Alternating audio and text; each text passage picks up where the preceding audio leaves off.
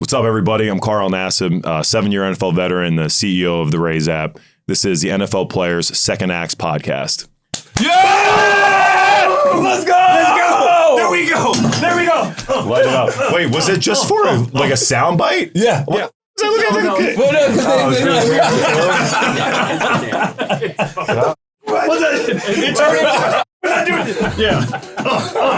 Yeah. You just killed our mob.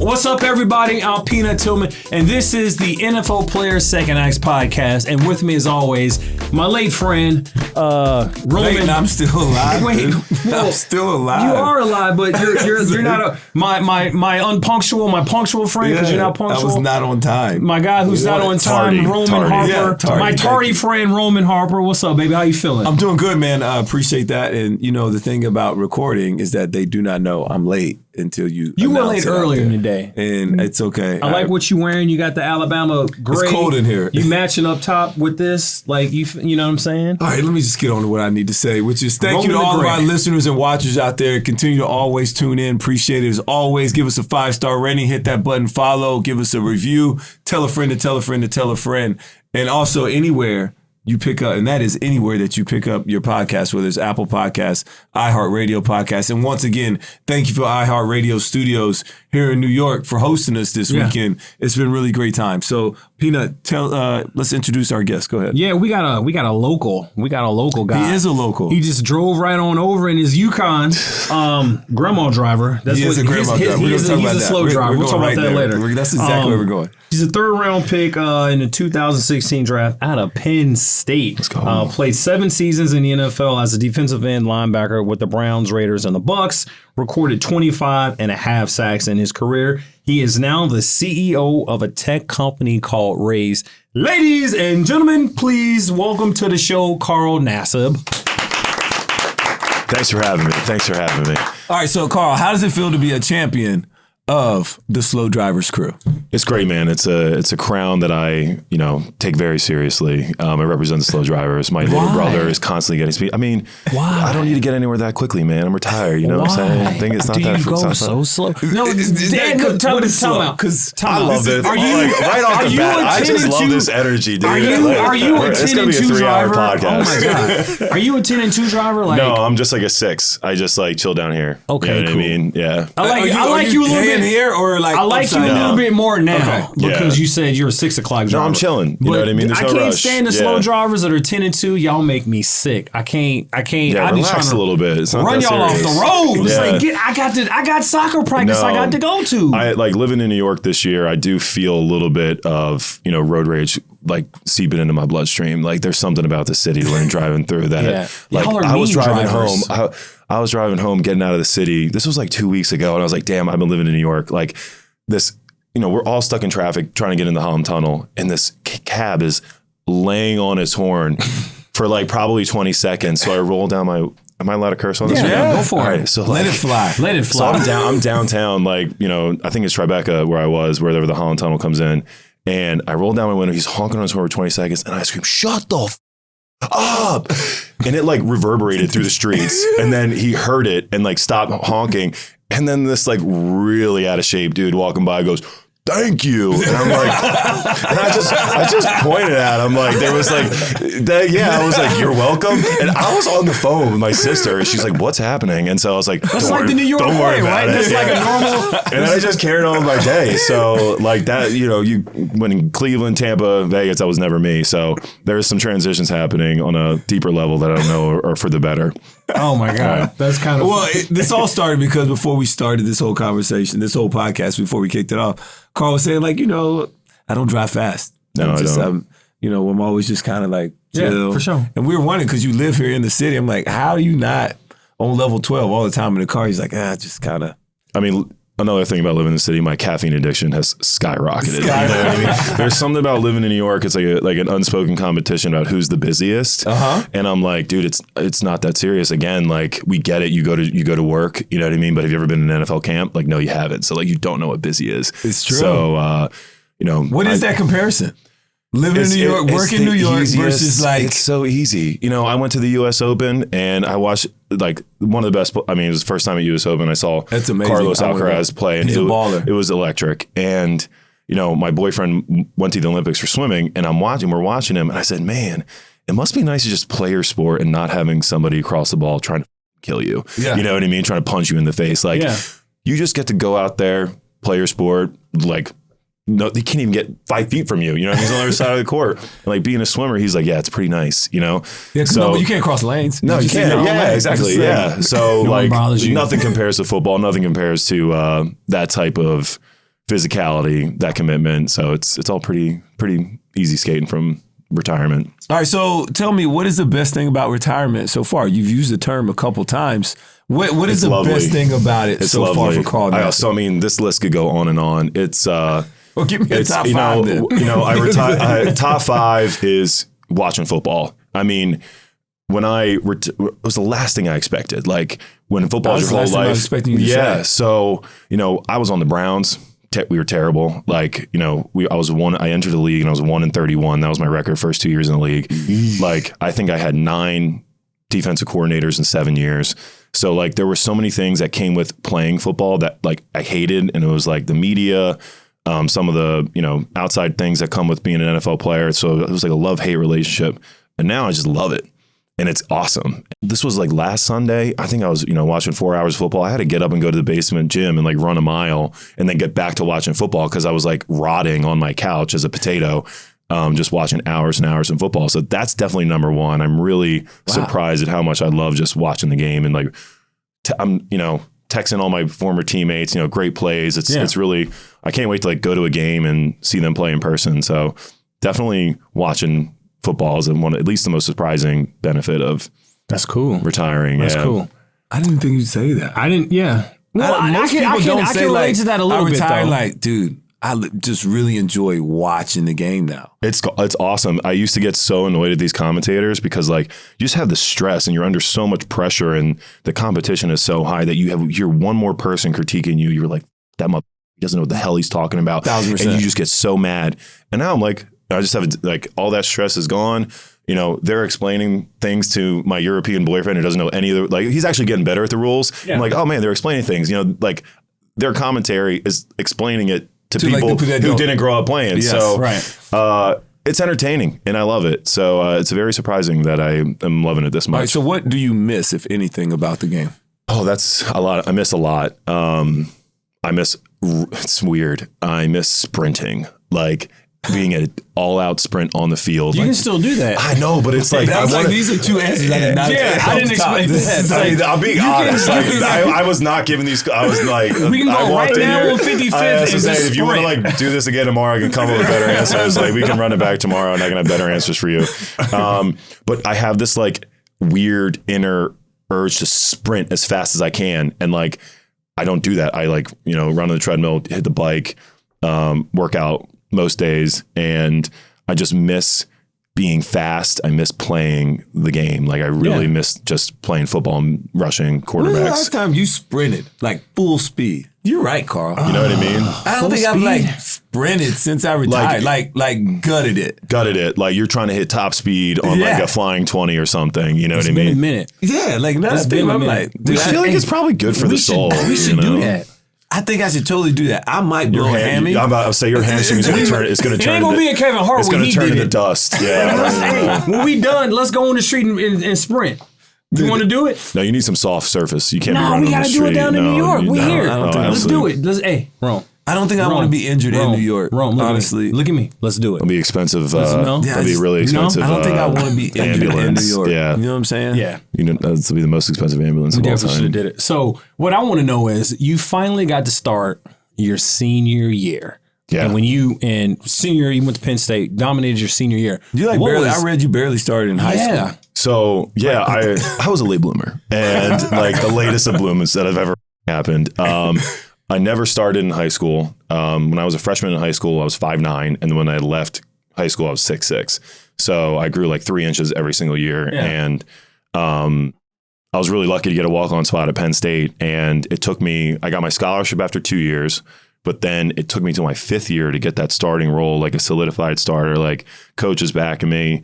I got 15 and a half sacks in 10 games. Yeah, and then the NCAA. Which was really, broke the Penn State single season record. There we go, you know what I'm saying? Yeah, man, come on, put some respect on your boy.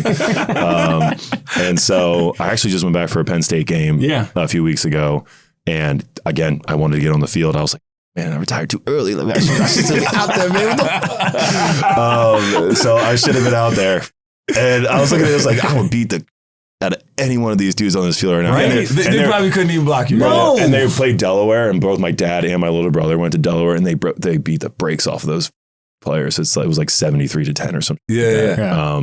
So yeah, it was. I miss Penn State. It was like I got the best feeling being back there. So we all have our welcome to the NFL moments, right? So yeah. you're a late bloomer. You dominate your senior year, all these sacks, break the Penn State record. Yeah. Now you get drafted 3rd round. So you kind of, I don't know, maybe you're feeling yourself, maybe not, but you get to the league. What was that welcome to the NFL moment for you? Oh, man. What was that? Few. Tyron Smith. Oh, Cowboys. Dallas. Goof. Just like, he got on me, bro. And I'm like, and he's screaming at me.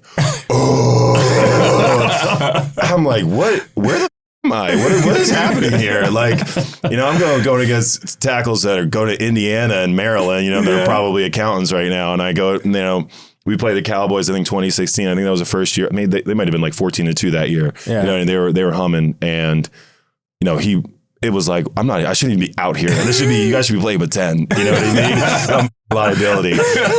So it wasn't really like it was a moment. It was a 3-hour welcome to the NFL going up against him. Better. No, that was the year their offensive line. Oh my God. Yeah, dude. They had the best line in the league that year. This is so bad. God. This is so bad. They were all like over 300 pounds. I'll tell you something so bad. 6'6". So like, CTE is a very serious thing, but like I lost my peripheral vision in that game. I like had to come out of the game.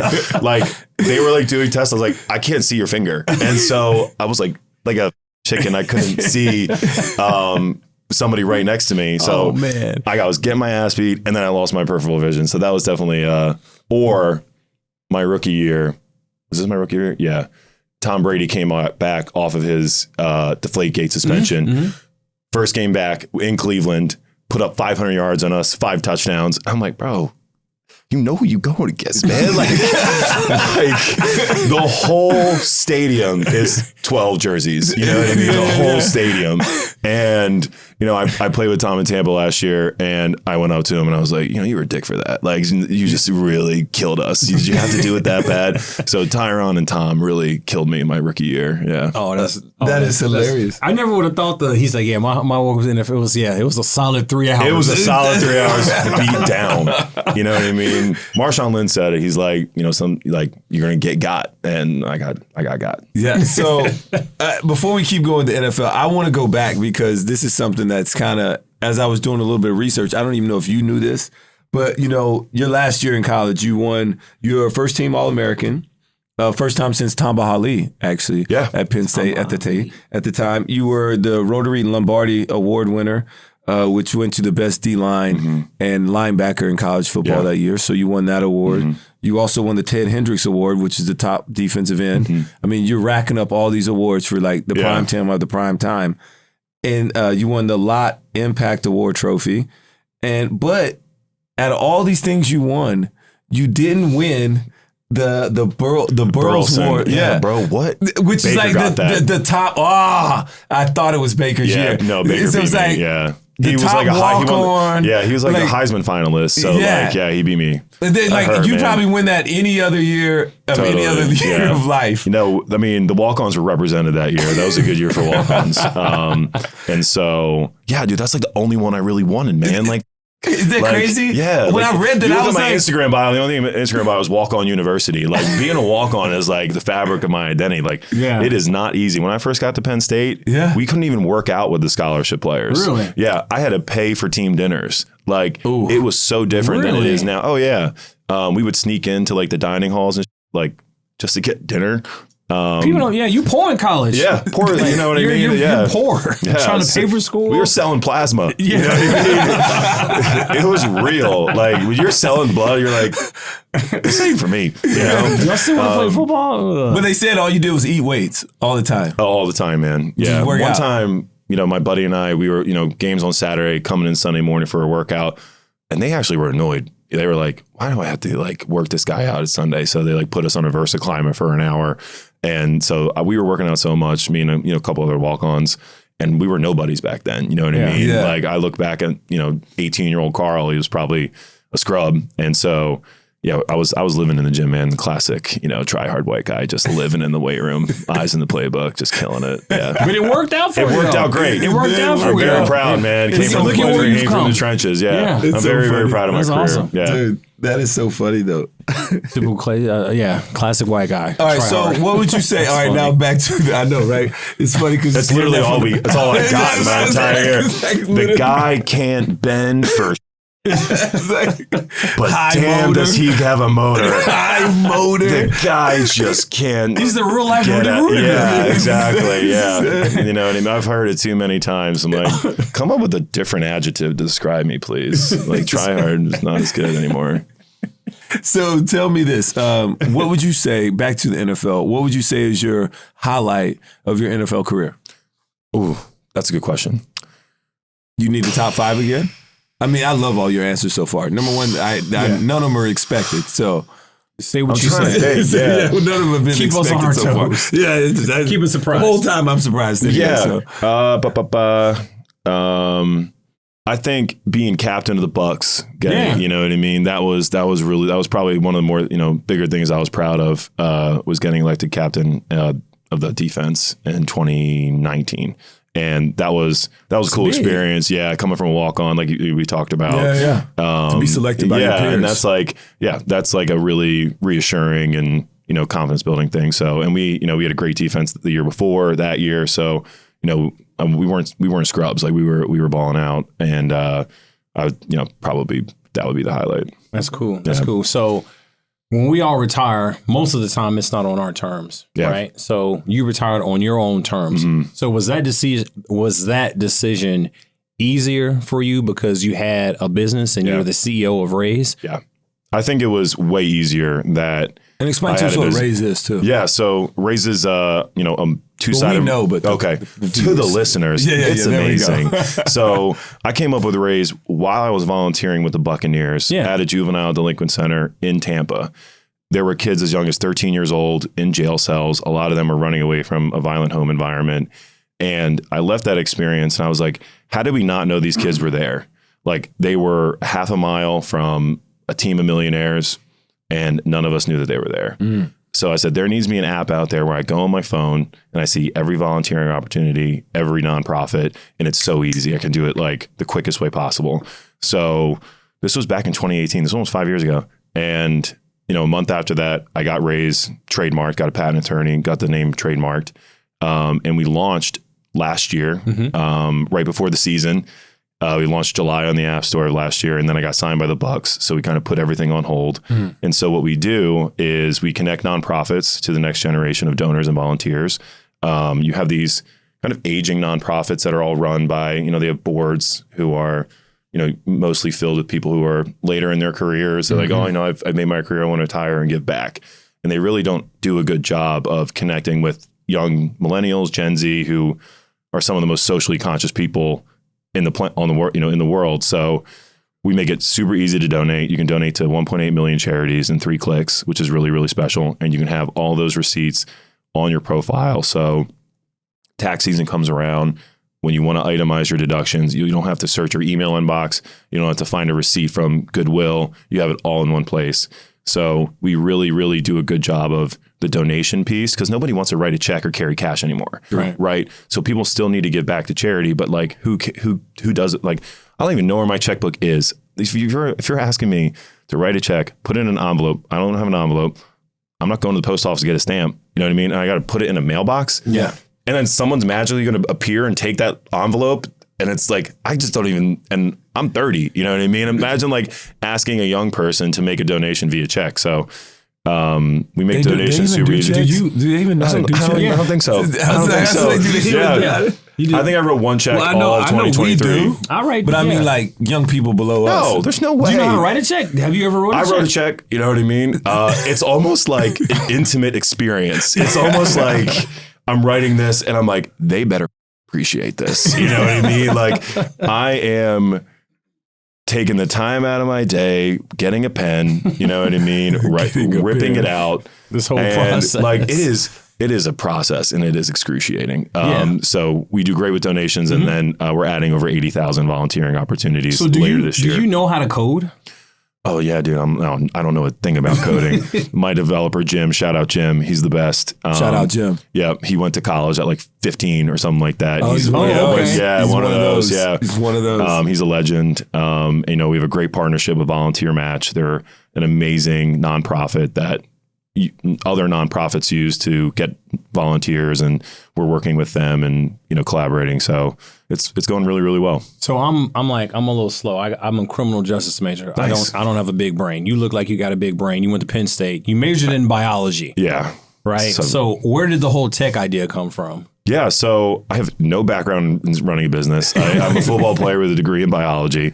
So, you know, it came from that experience in Tampa, and we've pivoted multiple times. As I've gotten to know the nonprofit industry, you realize that, you know, the common pain points between all these different nonprofits. How are they meeting donors? You realize, you know, the problems that every individual donor is having. Like, you know, you guys walk the streets, you get, you know, the solicitation of these people from Save the Children, American Red Cross. They have the iPads. It takes 20 minutes to donate through them, right? Yep. So when you solve little problems that millions of people use, that's a very valuable solution. It's not rocket science, right? We're just removing friction. And, you know, I just have really learned it from doing it for almost half a decade. And, you know, retiring was a lot tougher than I thought it was going to be. Yeah. And so a month post, I had this conversation today. I had no idea how actually stressed I was this summer about retiring. Like, I've been this whole month of September and now we're in October. Like, I've been so happy because I didn't realize how stressed I was about retiring, because you're leaving this entire career that you've had since second grade. Yeah. And so even though I did have like a business and, you know, I'm so passionate about Rayze, it was still really hard. So it's like a death. It hit. I've been saying that. Yeah, man. It's like a death. You got to grieve it. Yeah. I totally agree with that. And so now I'm feeling really good about it. I'm watching a lot of football. Yeah. You know, a lot of my former teammates are investing in Rayze, getting a part of it. Like, that's really, really exciting as well. What's been the toughest part about the retirement? Like, I know, so for me, I didn't take any time off. I know you took your time off, but yeah, you essentially, I mean, I don't know, I started playing 8th grade. Yeah. And then I retired at 34, and you get into this regiment of, and I know for me, it was just like, damn, what do I do next? Like, man, I feel weird. I feel this is, I'm not in my locker room. I don't have my teammates. Are you missing that? It's probably the camaraderie, man. Yeah. And like, there's nobody funnier than like a group of football players. For sure. You know what I mean? So my buddy Bo Allen, shout out Bo Allen, he just started this segment on his podcast called Lowlights. And I was just on it last week. So he does like your worst plays in the NFL. You know, those like welcome to the NFL moments. Yeah. And I was crying laughing. Like, it was so funny. Like, I miss like the film day after a game. And someone gets their ass beat. Like, that is the funny. Yeah, we've all been there, dude. That is so, it's like, I was crying laughing. It was so funny. And so that's one of the biggest things I miss is like when the day after a game, hopefully a win, like watching the film, chopping it up, laughing, and then going home and, you know, having Tuesday off. So that was like that's something I missed for sure. So do you think like your stress factors are because you missed the game, you missed the people, or it's just like you just didn't know what to do? Well, you kind of knew what to do next, but it was like, I still don't have like this one thing I've had my whole life. I think, and for me, it was more like, I think I felt anxiety for like the first time in my life when all of a sudden I looked up and I was like, I don't even think I knew what anxiety was. I'm like, what is that? What is that feeling? Yeah, it's like a feeling that you didn't feel before and you're trying to assess it. Yeah. Right. And so you felt it after retirement or like right before it? No, like, after retirement. Like I was after retirement. It was also like, all right, now I'm trying to figure out what I want to do. I knew I was cool. I was ready. Yep. But then all of a sudden, what's the next chapter? And me in that process for me was like, all right, I'm sitting here a while.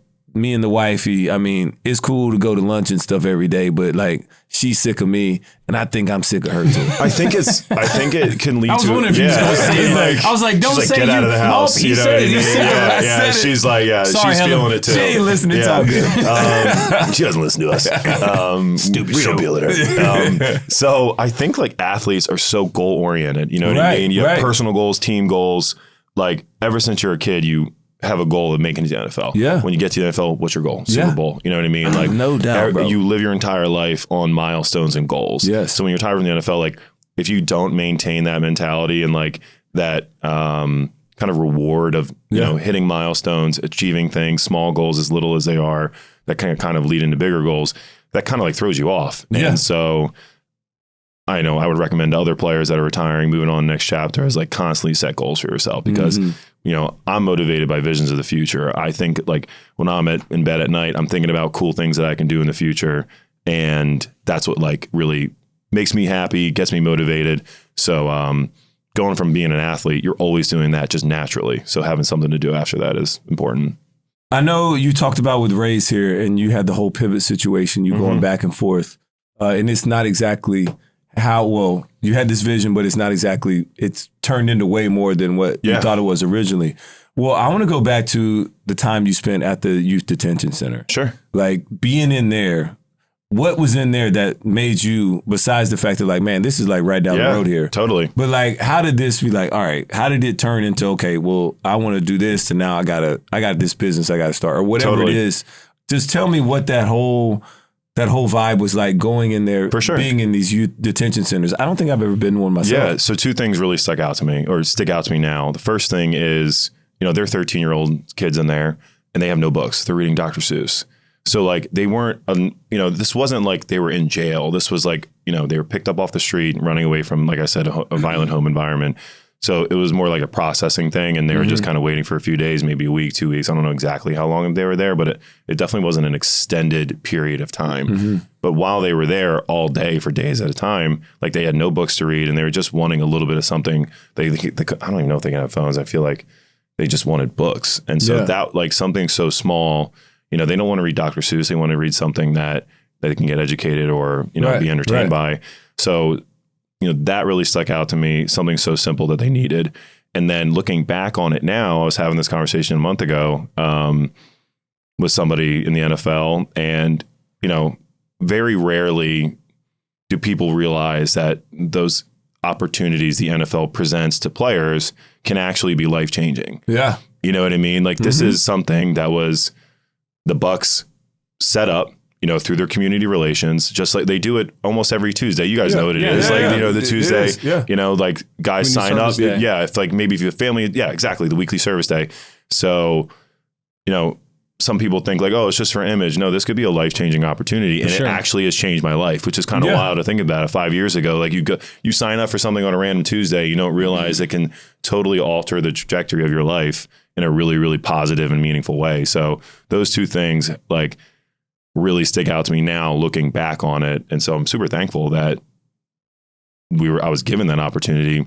And I hope that NFL players that are now in the league, college players too, like giving back to your community and getting involved really can impact you in such a crazy, meaningful way. I tell this to people all the time. It's like so often people think when you show up to these charity events or these other things, they're like, oh man, you're pouring into them. And I'm like, dude, you so much more walk away half the time. No, 100%. Totally more fulfilled. And like, it's like, man, I feel so much more energized because I feel more poured into than what people understand. I had to do this talk to this morning. That's why I was a little tardy. I was speaking. God, man, no. Can we put up this wall, Carl? Yeah, put up the wall, man. Can we just put up this wall? This is abusive relationship I'm looking at right you know now. What I'm saying? You know what I mean? Did you feel that? Yeah. I got to moderate this. Thank you. Come on, man, get it together. Thank you. Could you please get it together over there? Sorry. And just like, I felt so much more poured into in showing up That makes me happy. Yeah, man. Thank you for that. So I just think that's just a real life experience. And I feel like you clearly have feel more fulfilled after doing this whole thing. Totally. How's the business been going? It's been going great. It's really busy. I feel like I get imposter syndrome a lot, being a football player with a degree in biology. Yeah. It's very humbling when I'm building sales funnels and creating marketing plans and really doing things outside my comfort zone. But there are a lot of parallels from football to business. And I really try and, lean into those. Like everybody that works for me, I ask them like, how do I put you in a position to make you do what you do best? Right. So many times in the NFL, you get a coach, you got to do it my way. Yeah, no doubt. It's so freaking frustrating, right? When you have something you're good at, you've done it your whole life, and then you come into a new job, a new coach, new boss, and they make you do it totally different. So, with my team at Rayze, I wanted people to be happy. I want people to feel valued. And, that actually resonates. And that is something that like we've really made a staple of, our working relationships. And it's been really great. There's passion in giving back. And like, you go from football where it's the most passionate people, like you love it. No right. doubt. And so I devoted my life to working with nonprofits and empowering nonprofits and increasing their revenue or reducing their costs. And it's like, you meet people who are so passionate about their life. Really, you can get a corporate job and like people are just kind of doing it to cash a check. But, when you work with nonprofits, they're really devoting their lives to other people and they have so much passion. So there's a lot of parallels there. And passion projects. Yeah. You don't feel like sure. you're working when you do those. Yeah. Sometimes. You feel like he was working today? Who? For your passion project this morning? Oh, no. My passion project right now is I work for the SEC network, Carl. I don't know if you know that, but my passion. My passion project right now is I think I can make Vanderbilt's defense better. Oh, nice. It's like I'm watching the film hardcore right now. Yeah. And what do they run? They run mostly quarters, 4-3. Okay. But they just like a lot of bad eye violations, like a lot of little things. And I feel like as I'm starting to build up more and more film on them, I'm gonna take like a whole 20 minutes on one of my shows. Sure. And like this is my passion project. Just really, I've been pouring. I got all kinds of notes, but this is like my core passion project right now is Vanderbilt's defense. Okay, very cool. Nice. Thank you. So yeah. I do feel good about it though. Okay. Maybe it's not like work. Man, you're gonna kill it, man. I believe in you. Thank you. Hell yeah. Thanks, on, dog. Thank you. All right. Well, gotta use up on it, man. Come on, Peanut. My next big thing is this. All right. So in 2014, Michael Sam came out and was drafted as a openly gay person. Yeah. And it was super controversial at the time. Okay. All right. Then you came out as the first openly gay person that was a current player active. Sure. Yes. Yeah. And it was almost like it was very accepted. You said it and everybody was like, man, great job. Proud of this. And we moved on. It was just a blip on the radar. Yeah. Really. I thought it was not at all. Yeah. I don't know if you felt it or not, but that was really what it was. And then this past year, the Jaguar strength coach, Kevin Maxson, came out and I read that he'd actually talked to you a little bit. And he said because he was really like, all right, well, I want to continue to not try and hide who I am. I want to feel like I'm myself and that's okay. But he was also so nervous about other people's opinion about him. Yeah. But you encouraged him like, dude, it's all good. And it was almost, and then now he was celebrated. Yeah. So can you talk about the evolution of that and what the NFL is together and what it's where it stands today?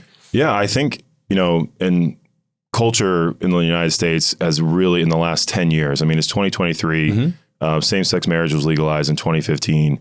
And that, Mike came out in 2014. And so I feel like that was a huge turning point in a lot of people's eyes. Like, okay, now you have the laws behind them, like it shifts culture. It really outlines how people should be respected. Yeah. And so for everybody that was involved in that, I always say like politics are downstream of culture, right? So there was a lot of work and I always give thanks and like appreciate everybody that came before me and like laid the groundwork for me to be in this position. You know what I mean? People like Michael Sam, people like R.K. Russell who came out and, put the work in and like, those are all the people that I am very thankful for. And I try and actively, help people coming after me. And so, I'm very thankful of all the support that I got when I came out. It's been a couple years and I'm still getting people, messaging me, coming up to me, saying how that impacted them. And, when I talked to Kevin over a year ago, I don't even remember when it was definitely last year. He was taking his time. And that's my thing is like, I never want to rush anybody in their journey. It's such a unique and special journey. And it's like, it doesn't happen in a day, right? It's a long process. Like, so a journey. Everyone's journey is different. And so Kevin is doing a great job, and like he has the respect of his team, other coaches, everything. And so, I'm very, very proud of him, very, very proud of everybody that, has come before me. And yeah, I can't say enough how lucky that I am. And I hope that I'm doing a good job of continuing to like carry the torch of everyone that's come before me. And so people that come after me can, have a better experience than I even did, which would be 10 out of 10 for them. Well, you know what I mean?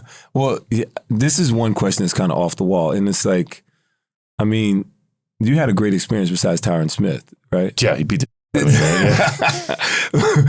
Did you ever go up against Trent Williams? Yeah. All right, so which one was worse? Because Trent Williams was the scariest mofo I've ever had to go up against. I begged him to let me go one time because he was I played the Niners in December. This December, and Trent moves and he pulls and they do a lot of things. I mean, Kyle Shanahan, that blocking scheme is illegal. It should be illegal. I mean, he's a genius. He's a certified genius, and he's like a teacher playing amongst students. Like their scheme is pretty ridiculous, and I mean, they still use a fullback, right? Like, yeah, they do. So no dig on Juice, but in December we were playing the Niners, and I was like on a 1-on-1 block with Trent, and then white boy, long hair, Kittle.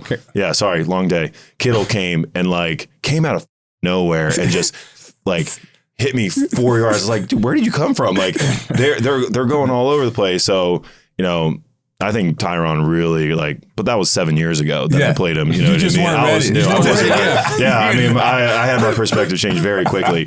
You know what I mean? For 3 hours. Yeah. Trent's that dude though. I think he probably moves better than Tyron. I don't know who's stronger, but Trent's that dude. I also want everybody to realize how important NFL locker room is. Like, to hear Carl, the way he describes players, like, oh, it's just white guy, long hair, like black guy, that. Like football, we don't care about a lot of things. Yeah. I would understand, it should have been a blip on the radar when you came out. Because as guys and players, we just genuinely don't care. Can you help us win? Yeah, seriously. That's literally the only thing people care about. Guys don't care. We want a ring. That's all we want. And Carl, can you help me get a ring with your sacks, which you did in college? Yeah, it's like one that I feel like it's... No, bring them on board. It just goes to all these really backward stereotypes about football players in general, outside of so true. You know what I mean? That we're unintelligent, uneducated, homophobic, just stuck in the sand. That is so not true. Yeah, and we're probably one of the most open places. 100%. You know what I mean? Football and sports in general are just you get people coming from all different walks of life, from all different experiences,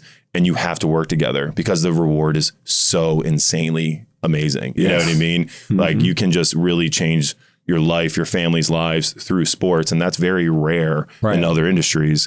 So you have to come together and work together, and all the other bullshit, and just can we work together? Can I trust you?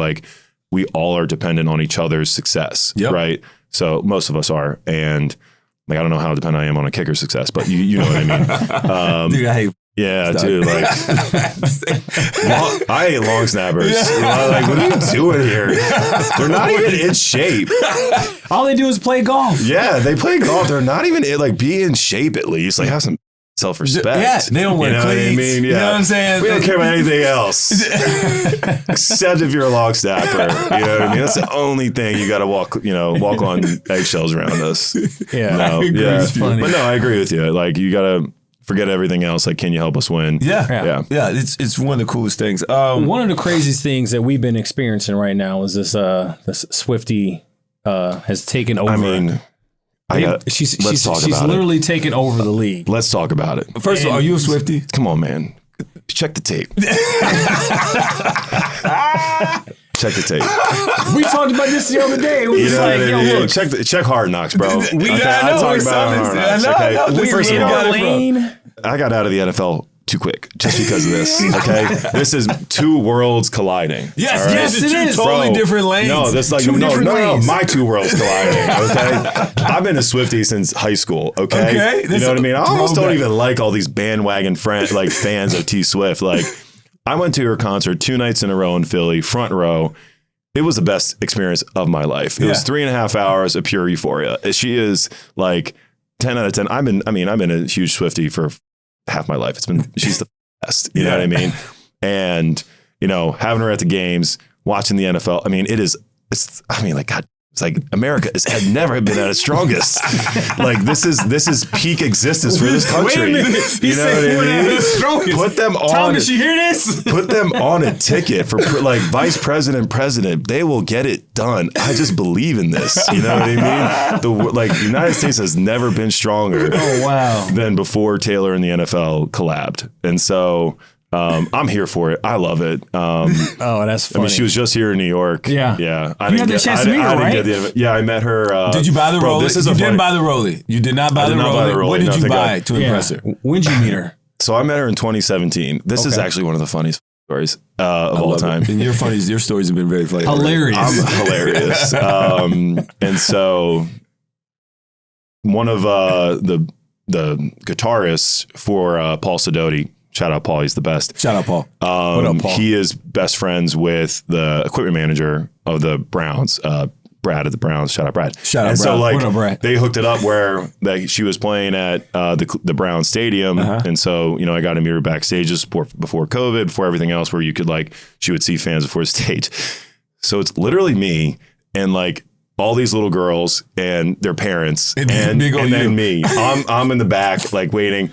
So they bring a group in to meet her at a time, and it's all these little girls. She goes, "Oh, are these your daughters?" And I was like, "No, I'm by myself."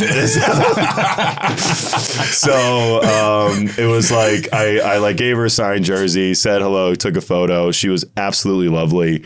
I'm a huge fan.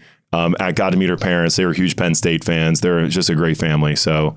I've been a Swiftie for too long, and now I'm just happy everyone's catching up. I'm a trendsetter. Okay. No Beyonce. No. Dude, I'm part of the Beehive as well. Okay. Check the tape. So check the tape, dog. So if I had to ask you to choose, I think it's going Swiftie. Yeah, Swiftie. Okay. No, I love Swiftie, Beyonce. Dog. Yeah. Actually, on that same episode of Hard Knocks, you talked about compound interest. Yeah. I was surprised and Let's talk about shocked. it. How educated, not how educated you were, but the education process. I don't think enough people understand how much that happens in NFL locker rooms as well. Yeah. Where you have young guys come in that truly just don't understand about money, the potential of money. And when you start to ask these questions, how much and how many of us actually learn things that are important, that are more often life lessons going forward. And you talked about compounding interest. You take this $100,000, but you keep it in the bank, and what compounding interest does, you earn this percentage, and by next year you earn this much more percentage. It continues to stack and stack and stack. And so it was a great job by you. Thanks, man. Highly I appreciate impressive. It. Thank you, man. Highly I mean, impressive. they say compounding is this eighth wonder of the world, man. It's something that people need to realize. Yeah. And when you're a young NFL player, you get a lot of money very young and very quick. Being an investor, a young investor, you have all the years to make your money work for you. And NFL athletes and now college athletes, high school athletes can now make money. I mean, through NIL, this is a huge opportunity. Like I said, I was sneaking into the dining hall. The dining hall. I mean, now kids are riding how far Mercedes GLs. Yeah, that's what I'm saying. So Utah just got all those trucks. It's crazy. I actually posted about that. That's annoying. The walk-ons didn't get any. No. That pisses me off. Yeah, that really does. You know what I mean? No, I'm sure the walk-ons. I'm sure the walk-ons are just really. Yeah, really? I know. God, I've been here just lifting all these weights. Can I pump the gas? They got to pump the gas. You know what I mean? Yeah, that's their role. That doesn't surprise me. No, but you see at the bottom, they're responsible for the tax implications, because anytime they get anything, there's tax implications. The government will come after you. They do not care how old you are. They do not care who you are. They will put anybody in jail, right? The IRS does not around. They don't. So when you give these kids money, they're getting something in October, come April of 2024, they're like, oh, I owe $10,000 on this car. I don't have $10,000 in cash, right? Yeah. So then you can't pay it. Then you get fines, and then they come after you. And then what do you get? You get these young guys who are going to get deals, and then they're going to try and hide that income in certain ways. And that's when tax evasion comes, and that's where they get really, really in big trouble. So I actually work with Financial Finesse. And so what they do is they provide financial wellness workshops as a benefit to employers. Mm-hmm. And they actually started to do that with college and high school athletes. So I will always say I love NIL. I love the fact that college players can actually get their fair share and they deserve it, but there needs to be resources. There needs to be education, right? And so honestly, it might even be a benefit. Like, you hear the stories about NFL players mismanaging their money, trusting the wrong people. And now they can kind of, with NIL, move that learning curve back for, move it up, move it back to college. So like maybe make those mistakes and maybe learn when you're 18, because it's kind of hard to tell a 25-year-old who's making millions of dollars what to do. No doubt. Right? They know get into somebody and money younger. only makes you more what you are. Yeah, that's a good It's a point. magnifier. That's actually a great point. Yeah, I agree with that. Yeah, it's a magnifier. It really magnifies your, it's like a... If you're a jackass, you're a bigger jackass. If you're a humble person, you become more humble. Yep. It's really, it's been very interesting because I think we do have to continue to, as this thing builds out, it's so brand new. So brand new, It's man. so brand new. So brand new. And everybody thinks it's just one thing. Look, I mean, the IRS tried to get me for taxes from California when I never even played in California, because I played a preseason game out there, but they wanted like regular season money. Okay, and it was Wesley Snipes. And this was like 8 years worth of like...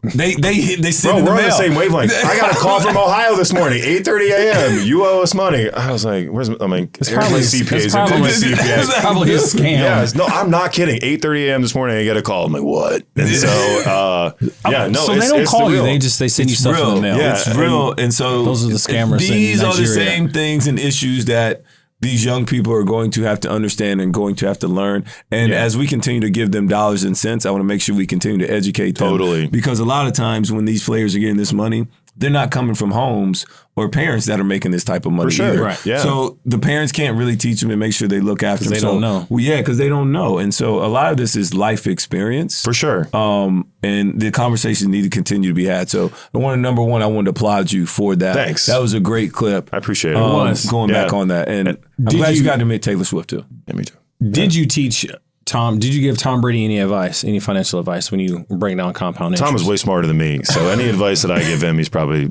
pushing to the wind. That dude is as sharp as a tack. Dude is as sharp as it. I'm sure he's got his whole team of people that lets him know what's up with money. What financial education does, it presents an opportunity to build generational wealth. Yep. Invest in all these different companies, different CEOs, different politicians that represent people like you. It's just like a huge missed opportunity if we don't provide education and resources. I was on the Raiders and I was like, we have mental health resources now. The NFL really pushed, and there's a lot of can't remember the exact terminology, if it's like a certified mental health clinician, something along those lines. I think the NFL passed to put one per team. Exactly. You heard about that, right? Yeah. So it's really amazing stuff. Nyaka. Yeah. So Solomon Thomas plays for the Jets. He played with me in Vegas. He is one of the biggest, advocates for mental health. And I have so much respect for him.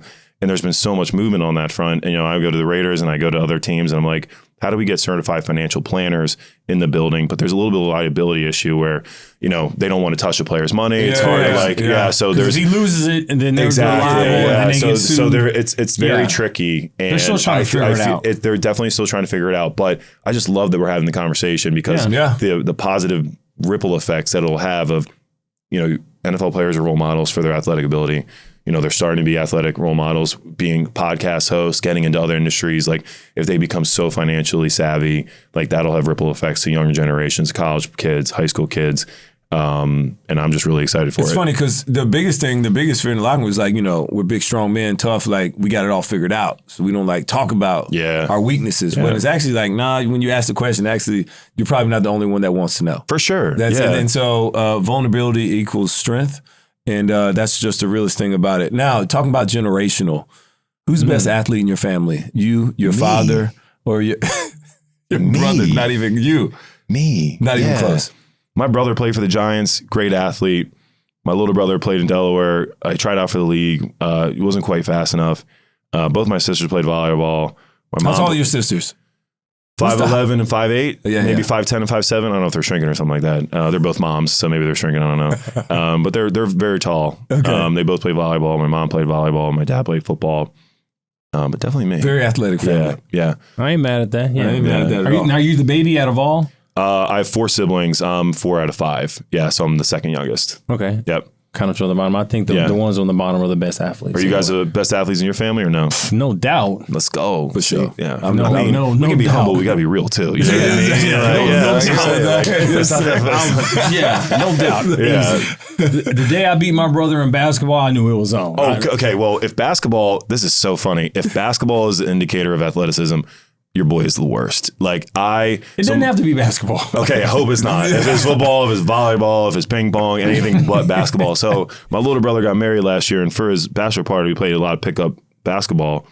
And I am shooting every time I touch that ball. And I'm like, going up. I got the most delusional optimism I've ever heard of. And I didn't hit one mother shot. It was like, and we're playing for 2 hours. And I'm like, all right, odds. Like some of these are about to go in. I didn't even I made me 1 for 23 or something like that. 1 for 23. I was going layups and I was dunking and I was like, I couldn't make a single shot the whole freaking game. And I bought new shoes from Dick's Sporting Goods, got blisters on my shoes. I forgot that you got to wear like high socks with basketball shoes. It's been a long time since I played basketball. Oh my God. I can see you just like Philip Seymour Hoffman in Along Came Polly. Yeah, dude. With this, Let it rain. White, Let it rain. white chocolate. White chocolate. Yeah. Like I can picture you in like that outfit. That is like one of the most. I love that was your callback. That's a great scene. Yeah, That is a really good one. Oh yeah. my God. If basketball is any judge of athleticism, I'm bottom of the totem pole for sure. I think the best thing about playing pickup basketball is like because they can't sub me out, I'm going to get my shots up. Like don't like because I'm not coming out the game, I'm definitely getting my shots up. Yeah, man, it's humbling. All right, so I guess we got a couple other questions. So, What is your best Tom Brady story? Because we always like to talk about the GOAT. Yeah, he's the GOAT. Probably the best one was when he put up 500 yards on us. Yeah, crushed us. And what was his response when you asked him about that when you guys became teammates? I think he was just like, yeah, I remember that. That was it. That was it. Yeah, I remember that. That was it. Yeah, I remember that. I think I remember that. Yeah. I mean, like he brushed it out and just made. It was a meaningful game. Like he was coming back from suspension. It was his get back game. Yeah, it was less to do about Cleveland. It was more about the NFL. Yeah. He's like, I see that tall, skinny white dude. I'm about to kill him. You know what I mean? So that was probably the best one for sure. Yeah. Right. We've all gotten somewhere in our lives with people of influence, mentors, coaches, parents, whatever. Who's on your personal Mount Rushmore of people that have helped you get to where you are today? That's a great question. That's the Mount Rushmore. Yeah, I think my parents are up there. Yeah. Is that two or one? 1 and 2. Okay. Wait, yeah. So Mount Rushmore, four people. Yeah. Okay, so 1, 2. 1, 2. Mom and dad. Yeah. For why? Tell us why. I think, my dad called me this morning. A woman went up to him and said, "Oh, are you Mr. Nassib, the Nassib family for St. Max?" And he said, "Yeah." She said, "Well, my son went to school with Carl, and in 7th grade he was a new student." I don't even remember this kid's name. You know what I mean? And so she said, Carl was the nicest kid to him, made him feel welcome. And I said, "You know what, Dad? You raised some good kids. Like I don't even know who this kid is. You know what I mean? This is 7th grade Carl. So like." That's a good thing. Like that's a sign of success when like 20 years later, a woman comes up to you and said, "Hey, when our kids were in 7th grade, your kid really like made him feel welcome, included him." So they've really instilled just like being a good person is top, being really respectful. God, like growing up in a German household, like always have like really a lot of respect. Please and thank you. Yes, sir. Yes, ma'am. So yeah, shout out to mom and dad. They're the best. But 3 and 4, it's a great question. I would say number 3, maybe Gerald McCoy. So when I got to the Bucks, I had just gotten fired from the Browns. I got fired on Hard Knocks. I love that you use the word fired instead of cut. Oh, cut. Yeah, sorry. I love that you say fired. No, because that's how we think. I'm a corporate guy now. You know what I mean? Yeah. So I was laid off. I'm CEO. I was, you know what I mean? I was fired on international television. And, we were 1 and 30. Do you still, does that ever come up? Do people like bring that up to you? What, that I got fired? Yeah. But yeah, I don't think so. I mean, like, if they want to get, like, chippy with me, maybe they're like, "Oh, you remember you got fired on Hard Knocks?" No, I don't think that's ever happened. Okay, but we were 1 and 31 in Cleveland, and then I get fired on Hard Knocks, and I'm like, this sucks. And so I get fired on Tuesday, hired on a Wednesday.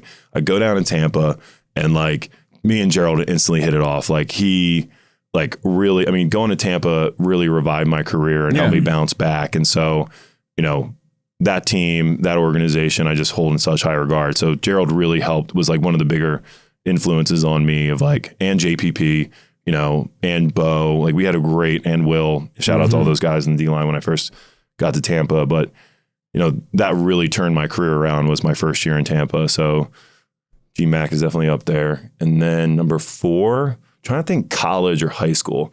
High school, coaches didn't like me. College, took a while. You know, I'm going to go Clyde Simmons.